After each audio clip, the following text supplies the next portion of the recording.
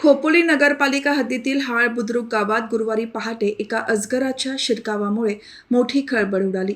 आज सकाळी अमजद सोंडे यांच्या घरालगत असलेल्या कोंबड्यांच्या खुराड्यात तब्बल 6 फुटी अजगर शिरल्याची घटना उघडकीस आली।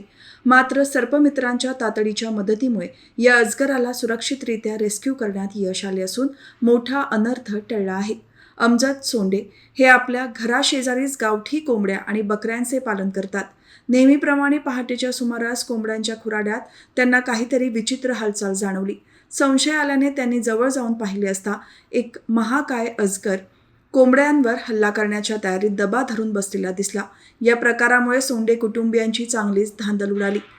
त्यांनी वेळ न घालवता तात्काळ हेल्प फाउंडेशनचे सर्पमित्र अमोल ठकेकर यांच्याशी संपर्क साधून घटनेची माहिती दिली। परिस्थितीचे गांभीर्य ओळखून सर्पमित्र अमोल ठकेकर आणि गुरुनाथ साठेलकर यांनी तातडीने घटनास्थळी धाव घेतली।